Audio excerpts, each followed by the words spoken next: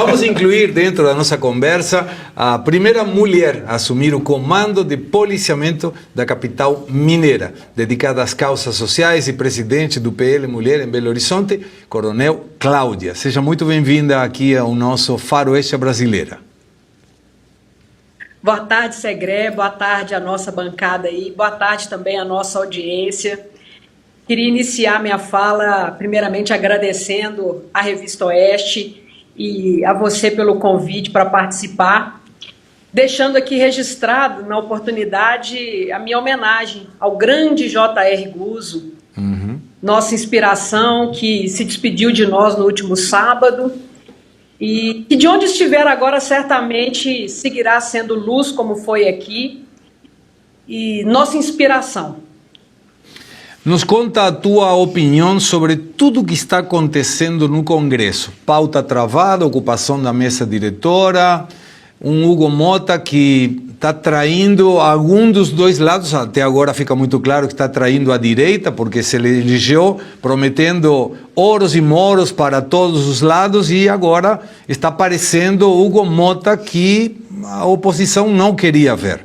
Por outro lado, Alcolumbre também, sendo muito taxativo, indicando que não vai pautar o impeachment do ministro Alexandre de Moraes, nem que tivesse todas as assinaturas do Senado, inclusive a dele, porque ele menciona 81 senadores. Qual é a tua visão?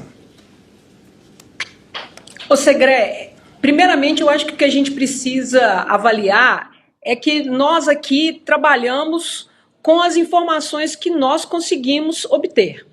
É óbvio que os jornalistas têm fontes, são muitas reuniões que são realizadas, mas a minha opinião é que há um acordo, uma conversa, uma tratativa que está dentro das reuniões que os parlamentares vêm realizando, principalmente com as lideranças, os líderes partidários, né? Os presidentes de partido também participam dessas reuniões, e o que é tratado ali nem sempre é trazido para a opinião pública exatamente como aconteceu. Então nós temos a informação que conseguimos obter através de uma conversa aqui, outra ali, uma fonte que nos traz alguma informação.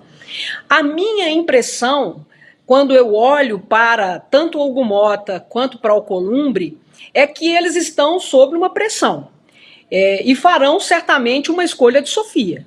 Se por um lado a escolha de pautar aquilo que nós queremos, que é ver a anistia pautada, antes dela o fim do chamado foro privilegiado, né, que é o foro por prerrogativa de função, que acaba amarrando todos os nossos parlamentares na coleira do STF.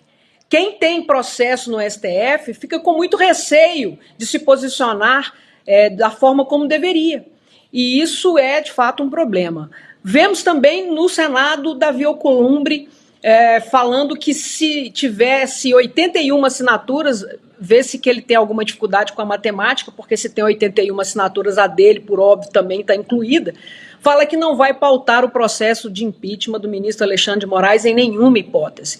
Então, se por um lado eles estão com a espada do STF sobre suas cabeças, por outro lado, nós temos aí agora a Lei Magnitsky, que já disse que aqueles que apoiarem um sancionado, e no caso nós já temos na história do Brasil, de forma vergonhosa para nós, um ministro da Suprema Corte sancionado por ser um violador de direitos humanos. Eu penso, inclusive, que nós deveríamos nos referir a ele, a partir de agora, como um violador de direitos humanos, conforme está estabelecido na Lei Magnitsky. Então a escolha tanto de Hugo Mota quanto de Davi Alcolumbre vai ser uma escolha de Sofia.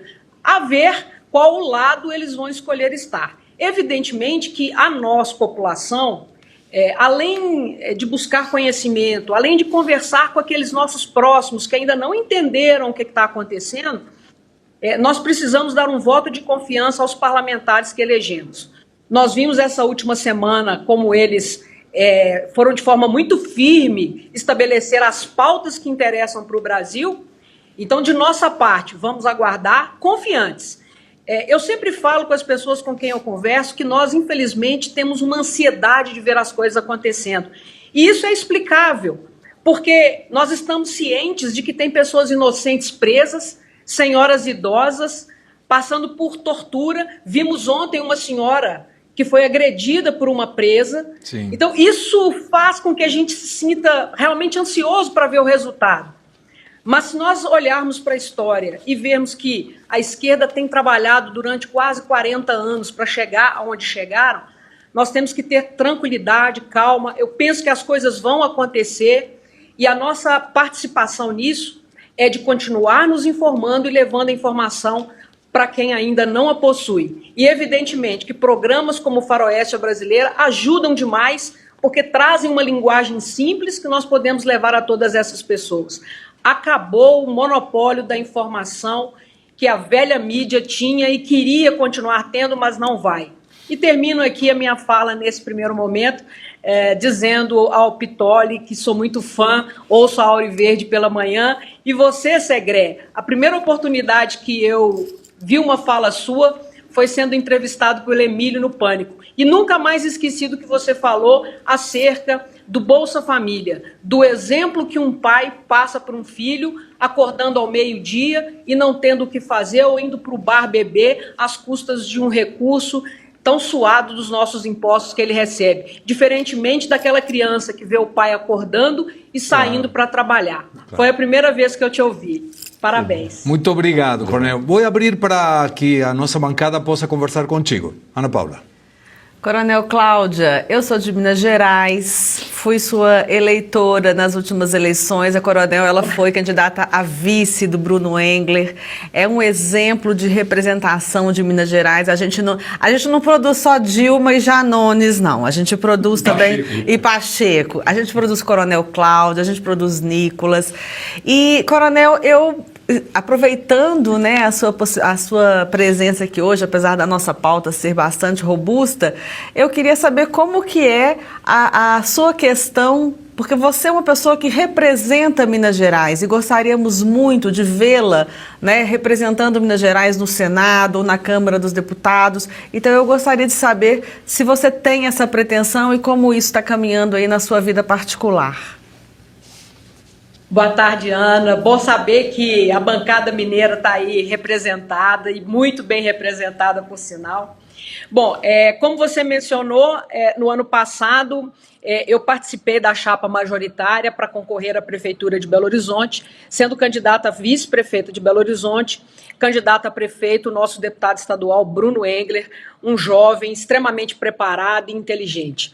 Infelizmente, o povo de Belo Horizonte não escolheu a nossa chapa para fazer a gestão da cidade, né? Nós respeitamos a escolha do eleitor, que ao final de tudo ele é a peça mais importante num processo eleitoral, pelo menos deveria ser assim. Eu sigo filiada ao PL e como aprendi na Polícia Militar, nós temos aqui um grupo, né? Precisamos ter uma consciência de que participamos de um projeto de país, de estado, de cidade, e eu me coloco à disposição do PL aqui em Minas Gerais para aquilo que o partido e suas lideranças entenderem que eu posso colaborar. Neste momento, eu figuro como uma pré-candidata a deputado federal nas eleições de 2026, estou lá na chapa, na listagem, digamos assim, né? Há um longo caminho a ser percorrido pela frente, ainda nós temos um ano até que a campanha eleitoral se inicie, até lá nós temos ainda a convenção do partido para definir quais seriam os nomes a constar das nossas chapas, tanto de deputado federal quanto de deputado estadual, sem contar a participação do PL Minas nas chapas majoritárias para o governo de Minas e também para o Senado Federal. Então eu me coloquei à disposição e sigo à disposição do partido para como eu puder colaborar. Eu, evidentemente, só comecei a me envolver mais com política, inclusive para estudar acerca da política, depois que me transferi para a reserva da Polícia Militar em março de 2016. Até naquele período, até aquela data, eu sabia sobre política o suficiente para que eu pudesse fazer uma boa escolha dos meus representantes. Então, meu conhecimento era pequeno, né? E ainda segue precisando melhorar bastante, mas já começo a estudar um pouco mais, entender um pouco mais, até para que nós tenhamos condição de mostrar ao eleitor qual é a sua participação nesse processo. Vocês vejam que antes, e Ana, não sei se você observa isso também, nós éramos aqueles eleitores que íamos às urnas, escolhíamos um candidato e depois só íamos pensar em eleição daí mais 4 anos. Hoje não é assim mais. O eleitor está atento, está acompanhando os seus eleitos e cobrando deles quando eles dão uma derrapada. Muito bem, agora a pergunta do seu admirado, então, Alexandre Pitoli. Pronto. É recíproco. Coronel Cláudio, obrigado pelo carinho da senhora. É importante fazer justiça. O João Victor Teófilo aqui tem um carinho enorme também pela senhora e sempre faz as pontes das nossas conversas e é uma honra tê-la aqui, pode ter certeza disso. Coronel Cláudio, a minha pergunta é com relação ao estado de Minas Gerais, que para muitos num processo eleitoral diz que representa o que vai acontecer no final da apuração. Minas é um país, Minas do Triângulo Mineiro, da Zona da Mata, do Vale do Aço, do Jequitinhonha, do norte de Minas, né, da região, né, da metropolitana de BH, enfim, Minas é um país. Qual é a percepção do povo mineiro, né, diante do que a gente vem acompanhando com esse governo Lula que aí está? Já há uma percepção de fato aí, com relação ao povo, de que desandou, que não era aquilo que o povo mineiro que votou em Lula esperava? Qual é a sensação desse povo mineiro em relação ao que estamos vivendo hoje, já olhando para 26. Muita honra falar com você aqui ao vivo, Pitoli, e sempre à disposição da Auriverde. Eu realmente troco umas figurinhas com o João, sempre que ele precisa de alguma informação, a gente conversa e sigo aqui à disposição da Auriverde. O que eu percebo, sabe, Pitoli, andando pelas ruas de Belo Horizonte, é claro que a minha maior referência é a nossa capital do estado, é que o eleitor de Minas, ele começa a ser um eleitor bem mais criterioso. É claro que nós temos, como você mesmo falou, né, Minas são muitas, nosso estado é muito grande, é preciso que a gente tenha a sensibilidade de perceber as dificuldades por que passam o nosso povo mineiro em cada canto do estado. Isso é uma tarefa hercúlea. Mas na medida do possível, quando a gente consegue viajar um pouco, e mesmo aqui em Belo Horizonte conversando com as pessoas, eu acho que essa falácia da picanha já passou. Eu acho que o eleitor já percebeu que a vida dele não mudou. Todas as vezes que nós olhamos para o discurso de Lula e de esquerda, é aquele discurso que vamos trabalhar pelo pobre, vamos fazer algo pelo trabalhador, e a vida das pessoas não muda em absolutamente nada. Um dos argumentos que eu costumo usar é perguntando para a pessoa: você tem computador em casa? Você tem um celular? Você tem, às vezes, até um meio de transporte, por mais simples que sejam? Quando a pessoa responde, e ela responde normalmente positivamente, porque hoje quase ninguém fica sem ter pelo menos um aparelho de celular, eu falo, pois o que você tem dependeu de você se esforçar, trabalhar e conquistar. Aquilo que o Estado deveria lhe oferecer, que é uma qualidade de saúde, de educação e de segurança, você não tem. Então você precisa escolher representantes ou governantes que de fato estejam dispostos a trabalhar por aquilo que o Estado deve de fato atuar, onde ele deve atuar. Então, esse discurso romântico de tirar as pessoas da pobreza, eu acho que aqui, Pitoli, não cola mais não. Então, para 2026, eu penso que o eleitor vai buscar projetos que coloquem não só Minas Gerais, mas também coloquem o Brasil no rumo da prosperidade. Nós queremos deixar para as futuras gerações um país livre e um país próspero. Então, essa história de picanha passada na gordura com farinha, já era. Não dá. Coronel Cláudia, muito obrigado pelo seu tempo. As portas do nosso Faroeste estão sempre abertas para você. Eu que agradeço a oportunidade, Segré, e estou sempre à disposição da Revista Oeste, do Faroeste Brasileira. Um grande abraço a você e a toda a bancada. E vamos seguir aqui na audiência, porque tem muita pauta boa pela frente aí. Tem muito, grande sim. Abraço. Obrigado, até a próxima.